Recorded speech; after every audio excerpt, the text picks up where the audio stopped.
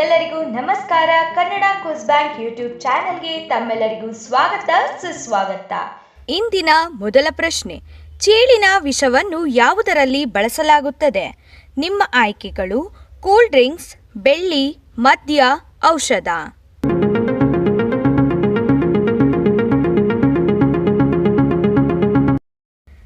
ಸರಿಯಾದ ಉತ್ತರ option D, ಔಷಧ. ಚೇಳಿನ ವಿಷವನ್ನು ಔಷಧಿಗಳಲ್ಲಿ ಬಳಸಲಾಗುತ್ತದೆ. ಎರಡನೆಯ ಪ್ರಶ್ನೆ, ಯಾವ ದೇಶದಲ್ಲಿ ಹಸಿರು ಸೂರ್ಯ ಉದಯಿಸುತ್ತಾನೆ? ನಿಮ್ಮ ಆಯ್ಕೆಗಳು Bharat, Japan, America, Norway.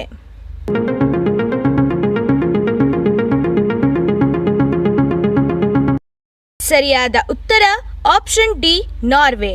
Norway ಎಂಬ ದೇಶದಲ್ಲಿ ಹಸಿರು ಸೂರ್ಯ ಉದಯಿಸುತ್ತಾನೆ. ಮೂರನೆಯ ಪ್ರಶ್ನೆ, ಮಾನವನ ದೇಹದ ಕ್ಯಾನ್ಸರ್ ಸೋಂಕದ ಅಂಗ ಯಾವುದು? ನಿಮ್ಮ ಆಯ್ಕೆಗಳು ಹೃದಯ, ಮೆದುಳು, ಮೂತ್ರಪಿಂಡಗಳು, ಯಕೃತ್.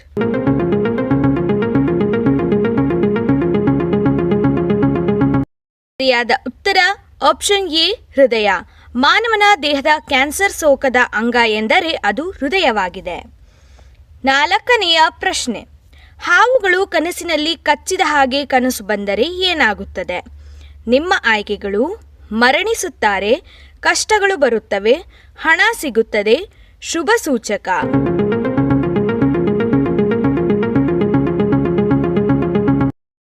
ಸರಿಯಾದ ಉತ್ತರ ಆಪ್ಷನ್ ಡಿ, ಶುಭ ಸೂಚಕ.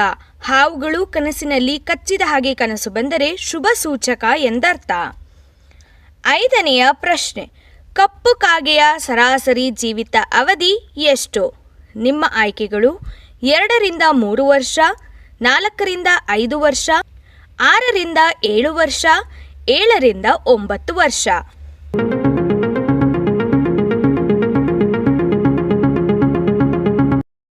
ಸರಿಯಾದ ಉತ್ತರ 7 ರಿಂದ 9 ವರ್ಷ. ಕಪ್ಪು ಕಾಗೆಯ ಸರಾಸರಿ ಜೀವಿತ ಅವಧಿ 7 ರಿಂದ 9 ವರ್ಷಗಳು. ಆರನೆಯ ಪ್ರಶ್ನೆ, ಮಳೆ ಬರುವಾಗ ಯಾವ ಹಕ್ಕಿ ಆಕಾಶದಿಂದ ಮೋಡದ ಮೇಲೆ ಹಾರುತ್ತದೆ? ನಿಮ್ಮ ಆಯ್ಕೆಗಳು ಕಾಗೆ, ಹದ್ದು, ಕೋಗಿಲೆ, ಗುಬ್ಬಚ್ಚಿ.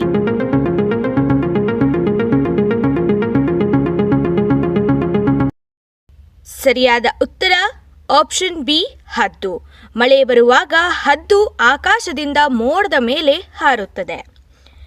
ಏಳನೆಯ ಪ್ರಶ್ನೆ, ಭಾರತದ ಯಾವ ಸ್ಥಳವನ್ನು ಭೂಮಿಯ ಮೇಲೆ ಸ್ವರ್ಗ ಎಂದು ಕರೆಯುತ್ತಾರೆ? ನಿಮ್ಮ ಆಯ್ಕೆಗಳು ಕಾಶ್ಮೀರ, ತಮಿಳುನಾಡು, ಮೈಸೂರು, ವಿಶಾಖಪಟ್ಟಣಂ.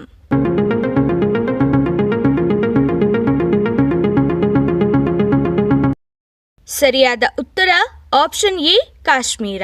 ಭಾರತದ ಕಾಶ್ಮೀರ ಸ್ಥಳವನ್ನು ಭೂಮಿಯ ಮೇಲೆ ಸ್ವರ್ಗ ಎಂದು ಕರೆಯುತ್ತಾರೆ.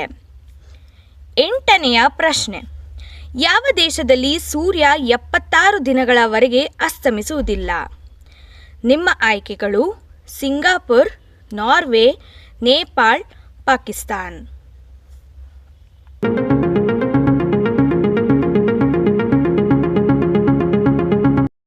ಸರಿಯಾದ ಉತ್ತರ ಆಪ್ಷನ್ ಬಿ, ನಾರ್ವೆ. ನಾರ್ವೆ ದೇಶದಲ್ಲಿ ಸೂರ್ಯ 76 ದಿನಗಳವರೆಗೆ ಅಸ್ತಮಿಸುವುದಿಲ್ಲ.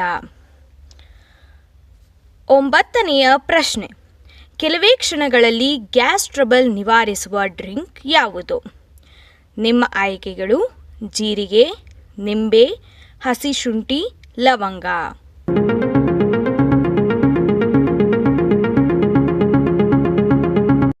ಸರಿಯಾದ ಉತ್ತರ ಆಪ್ಷನ್ ಎ, ಜೀರಿಗೆ. ಕೆಲವೇ ಕ್ಷಣಗಳಲ್ಲಿ ಗ್ಯಾಸ್ ಟ್ರಬಲ್ ಅನ್ನು ನಿವಾರಿಸುವ ಡ್ರಿಂಕ್ ಎಂದರೆ ಅದು ಜೀರಿಗೆ ನೀರಾಗಿದೆ. 10ನೆಯ ಪ್ರಶ್ನೆ, ಭಾರತದಲ್ಲಿ ಎಷ್ಟು ಬಗೆಯ ಮಣ್ಣು ಕಂಡುಬರುತ್ತದೆ? ನಿಮ್ಮ ಆಯ್ಕೆಗಳು 4 ವಿಧಗಳು, 8 ವಿಧಗಳು, 10 ವಿಧಗಳು, 15 ವಿಧಗಳು.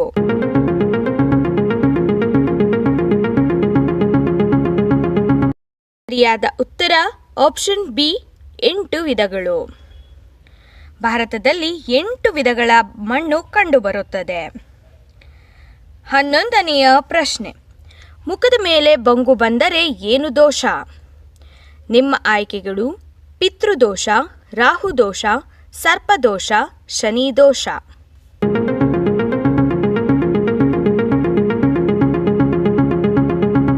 ಸರಿಯಾದ ಉತ್ತರ ಆಪ್ಷನ್ ಬಿ ರಾಹುದೋಷ. ಮುಖದ ಮೇಲೆ ಬಂಗು ಬಂದರೆ ರಾಹುದೋಷವಿದೆ ಎಂದು ಅರ್ಥ. 12ನೆಯ ಪ್ರಶ್ನೆ, ಮಕ್ಕಳು ಬಲಶಾಲಿ ಆಗಲು ಏನು ತಿನ್ನಬೇಕು? ನಿಮ್ಮ ಆಯ್ಕೆಗಳು ಹಾಲು, ಜೇನು, ಹಾರ್ಲಿಕ್ಸ್, ಬೆಣ್ಣೆ.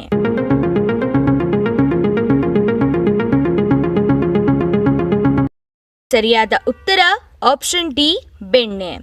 ಮಕ್ಕಳು ಬಲಶಾಲಿ ಆಗಲು ಬೆಣ್ಣೆಯನ್ನು ತಿನ್ನಿಸಬೇಕು. 13ನೆಯ ಪ್ರಶ್ನೆ, ಮೊಡವೆಗಳನ್ನು ಕಡಿಮೆ ಮಾಡಲು ಯಾವ ಎಲೆ ಪ್ರಯೋಜನಕಾರಿ? ನಿಮ್ಮ ಆಯ್ಕೆಗಳು ಕರಿಬೇವಿನ ಎಲೆ, ಬೇವಿನ ಎಲೆ, ತುಳಸಿ ಎಲೆ, ಪುದೀನ ಎಲೆ.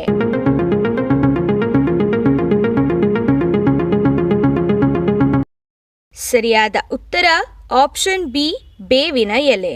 ಮೊಡವೆಗಳನ್ನು ಕಡಿಮೆ ಮಾಡಲು ಬೇವಿನ ಎಲೆ ಪ್ರಯೋಜನಕಾರಿಯಾಗಿದೆ.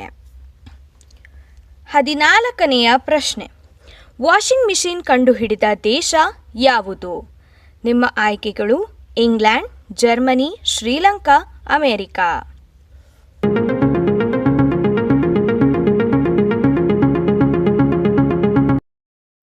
Option B Germany. Washing machine ಅನ್ನು ಕಂಡುಹಿಡಿದ ದೇಶ ಜರ್ಮನಿಯಾಗಿದೆ. 15ನೆಯ ಪ್ರಶ್ನೆ, ಮೊಸರಿನ ಜೊತೆಗೆ ಏನು ಸೇರಿಸಿ ತಿನ್ನುವುದರಿಂದ ಆರೋಗ್ಯಕ್ಕೆ ಹಾನಿಕಾರಕ? ನಿಮ್ಮ ಆಯ್ಕೆಗಳು ಬಾಳೆಹಣ್ಣು, ಖರ್ಜೂರ, ದಾಳಿಂಬೆ, ದ್ರಾಕ್ಷಿಗಳು.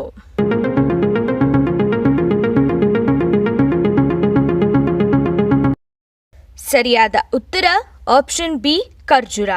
ಮೊಸರಿನ ಜೊತೆಗೆ ಖರ್ಜೂರವನ್ನು ಸೇರಿಸಿ ತಿನ್ನುವುದರಿಂದ ಆರೋಗ್ಯಕ್ಕೆ ಹಾನಿಕಾರಕ ಎಂದು ಹೇಳುತ್ತಾರೆ. 16ನೆಯ ಪ್ರಶ್ನೆ, ಯಾವ ಆಹಾರವು ಕಣ್ಣಿನ ದೃಷ್ಟಿಯ ಶಕ್ತಿಯನ್ನು ಹೆಚ್ಚಿಸುತ್ತದೆ? ನಿಮ್ಮ ಆಯ್ಕೆಗಳು ಮೊಟ್ಟೆ, ಕ್ಯಾರೆಟ್, ಹಾಲು, ಮೊಸರು.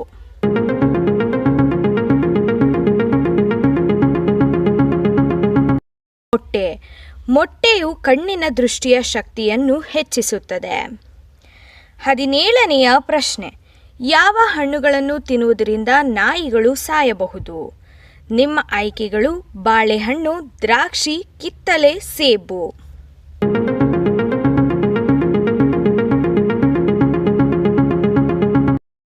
ಸರಿಯಾದ ಉತ್ತರ ಆಪ್ಷನ್ ಬಿ ದ್ರಾಕ್ಷಿ. ದ್ರಾಕ್ಷಿ ಹಣ್ಣುಗಳನ್ನು ತಿನ್ನುವುದರಿಂದ ನಾಯಿಗಳು ಬೇಗ ಸಾಯಬಹುದು. 18ನೆಯ ಪ್ರಶ್ನೆ, ವಿಶ್ವದ ಯಾವ ದೇಶವು ಸ್ವತಂತ್ರ ದಿನವನ್ನು ಎಂದಿಗೂ ಆಚರಿಸುವುದಿಲ್ಲ? ನಿಮ್ಮ ಆಯ್ಕೆಗಳು ಜಪಾನ್, ಚೀನಾ, ಪಾಕಿಸ್ತಾನ್, ನೇಪಾಳ್.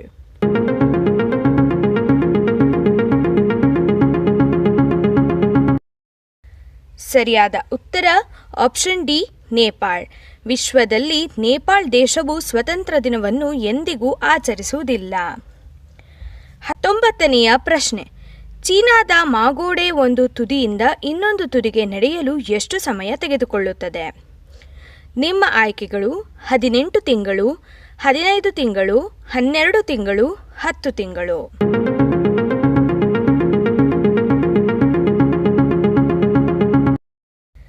ಸರಿಯಾದ ಉತ್ತರ ಆಪ್ಷನ್ ಎ 18 ತಿಂಗಳು. 20ನೆಯ ಪ್ರಶ್ನೆ, ಯಾವ ದೇಶವನ್ನು ಗೋಲ್ಡನ್ ಫೈಬರ್ ದೇಶ ಎಂದು ಕರೆಯುತ್ತಾರೆ? ನಿಮ್ಮ ಆಯ್ಕೆಗಳು ಚೀನಾ, ಬಾಂಗ್ಲಾದೇಶ್, ಭಾರತ, ಜಪಾನ್.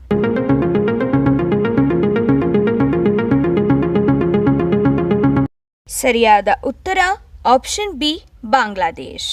ಈ ಮಾಹಿತಿ ನಿಮಗೆ ಇಷ್ಟವಾದಲ್ಲಿ ಲೈಕ್ ಮಾಡಿ ಹಾಗೂ ಚಾನೆಲ್ನನ್ನು ಸಬ್ಸ್ಕ್ರೈಬ್ ಮಾಡಿ.